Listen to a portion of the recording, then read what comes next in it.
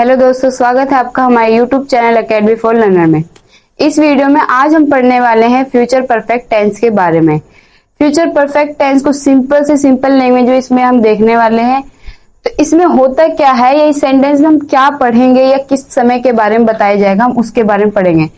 तो जो हमारा फ्यूचर परफेक्ट टेंस होता है उसमें बताया जाता है कि जो कार्य हम कर रहे हैं वो किस समय होगा, फ्यूचर में होगा।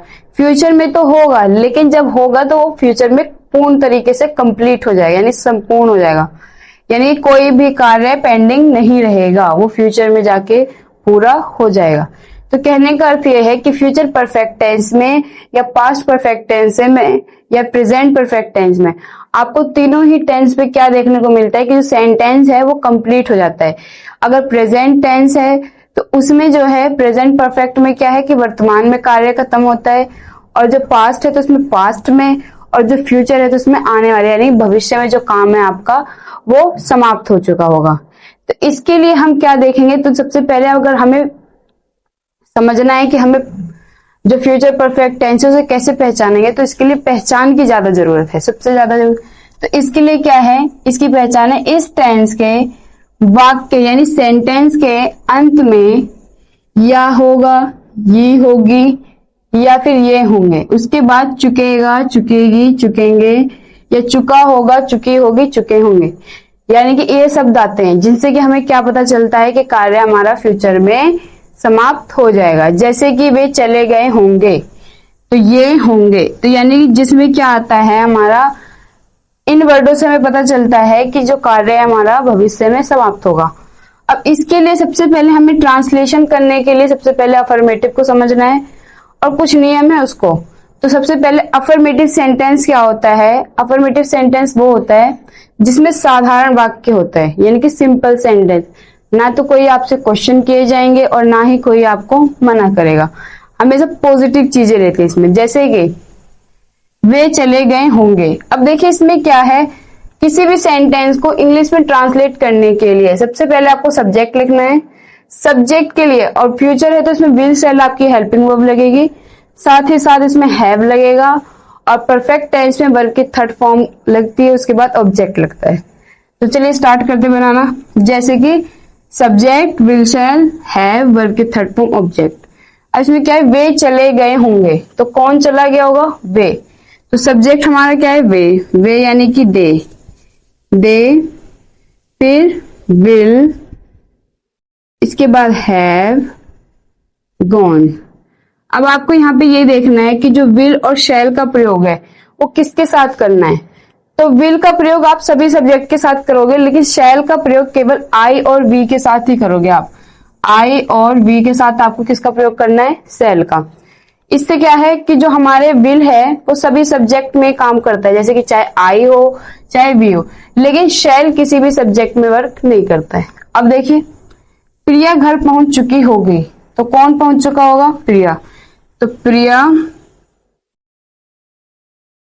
Will have reached home. प्रिया घर पहुंच चुकी होगी। अब सब्जेक्ट क्या है हमारा, प्रिया। प्रिया के साथ हमने क्या लगाया, विल। लेकिन अगर सब्जेक्ट होता आई या वी तो हम उसके साथ लगाते शैल। माली पौधों में पानी दे चुका होगा। द गार्डनर विल हैव, पानी देने की होती है water, platform watered plant, the plant.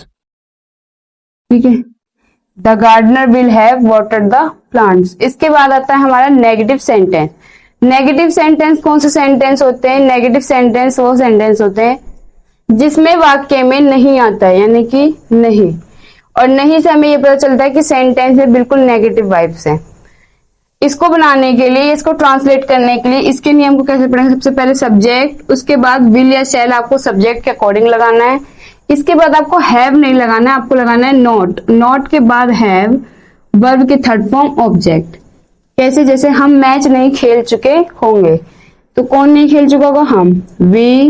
We के साथ शैल, फिर आता है नहीं, नॉट, हैव, प्लेड मैच। इसके बाद ट्रेन नहीं आई होगी, तो कौन नहीं आया होगा? Train. Train will not have, आने के होते कम, और कम की थर्ड फॉर्म में होते कम। इसके बाद है राम ने अंग्रेजी नहीं पढ़ी होगी, तो किसने नहीं पढ़ी होगी? राम ने। Ram will not have read English.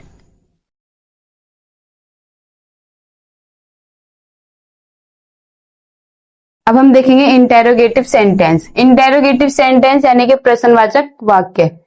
प्रश्नवाचक वाक्य का मतलब है इसमें प्रश्न पूछा जाएगा। अब प्रश्न कितने तरीके से पूछे जाते हैं? प्रश्न हमेशा दो तरीके से पूछे जाते हैं, यानी कि जो भी क्वेश्चन किए जाएंगे उसको दो तरीके से किए जाते हैं। एक क्वेश्चन का आंसर आप यस और नो में दे सकते हैं, और दूसरा क्वेश्चन का आंसर आप यस और नो में नहीं दोगे, उसका रीजन बताओगे, या उसकी जो भी पूछ रहेंगे उसको आपको बताना पड़ेगा। तो देखिए यस नो टाइप इसीलिए होता है, यानी कि क्वेश्चन वर्ड जो होता है हमारा, वो इसीलिए हमारे दो तरीके के होते हैं इंटेरोगेटिव सेंटेंस। एक होता है जो यस नो टाइप से होता है, और दूसरा होता है क्वेश्चन वर्ड टाइप।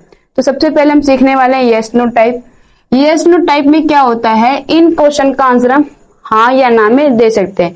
जैसे तुम क्या वहां जा चुके होगे, तो यानी क्या लगा के जिस सेंटेंस को हम स्टार्ट करते हैं, या क्या लगा के हम एंड करते हैं, शुरुआत करते हैं या एंड करते हैं, तो इसका आंसर हम हमेशा किस में दे सकते हैं? यस और नो में दे सकते हैं। जैसे क्या कविता पत्र लिख चुकी होगी, तो अगर वो लिख चुकी होगी तो बोलेगी हाँ, अगर नहीं लिखी होगी तो बोलेगी नो, यानी कि यस और नो में इसका कंप्लीट आंसर हो जाएगा। तो इसीलिए जब सेंटेंस क्या से शुरू होता है हिंदी में, या लास्ट में क्या होता है, तो उसे बोलते हैं यस नो टाइप।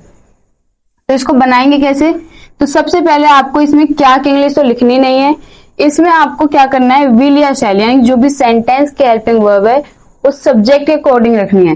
जैसे कविता है तो यहां आएगा विल, फिर कविता, इसके बाद क्या है? नॉट अगर होगा तो ठीक है, नहीं है तो कोई बात नहीं है, फिर हम यूज करेंगे हैव। हैव लिखने की होती है राइट, और राइट की थर्ड फॉर्म होती है रिटन। Written a letter. फिर क्वेश्चन मार्क, यानी कि क्या कविता पत्र लिख चुकी होगी। तो जब क्या से सेंटेंस स्टार्ट होगा तो हमेशा आपको याद रखना है सेंटेंस यानी जो टेंस है वो आपके हेल्पिंग वर्ब से ही स्टार्ट होगा इंग्लिश में। इसी तरह क्या 3 बजे तक हम मैच खेल चुके होंगे, तब देखिए क्या, अब क्या की इंग्लिश हमें नहीं लगानी है, हमें क्या लगानी है? हम के साथ क्या लगता है? शैल।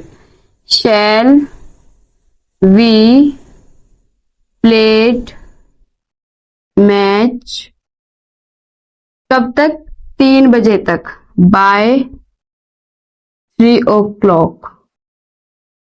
फिर क्वेश्चन मार्क, इसके बाद क्या लड़कियां गीत गा चुकी होंगे, तो फिर कैसे? Will the girls have sung a song। फिर क्वेश्चन मार्क।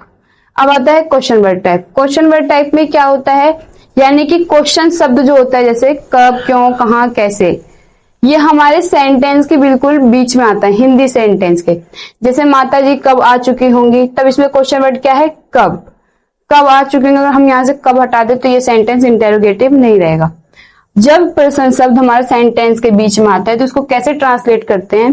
तो सबसे पहले हम प्रश्न शब्द की इंग्लिश लिखते हैं, जैसे क्वेश्चन वर्ड लिखेंगे, फिर विल या शैल आपको सब्जेक्ट के अनुसार लगाना है, फिर सब्जेक्ट अगर नॉट है तो ठीक है, नहीं तो हैव, वर्ब की थर्ड फॉर्म ऑब्जेक्ट, और क्वेश्चन मार्क। जैसे कि माता जी कब आ चुके होंगे, तो क्वेश्चन वर्ड क्या है? कब, तो व्हेन। फिर उसके बाद क्या आएगा? विल मदर हैव कम, और फिर क्वेश्चन मार्क। इसी तरह तुमने फूल क्यों तोड़े होंगे, तो क्यों, वाई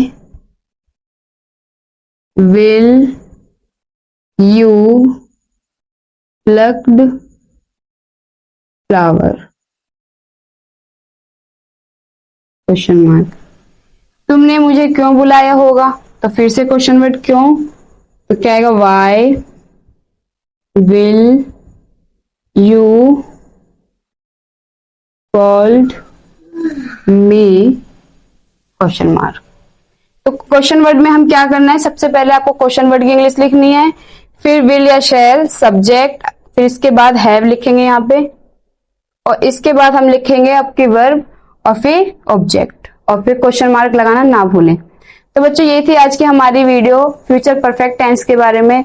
अगर आपको हमारी वीडियो अच्छी लगी हो तो प्लीज हमारे चैनल को लाइक एंड सब्सक्राइब करें और बेल आइकन प्रेस करना ना भूलें। Thanks for watching this video.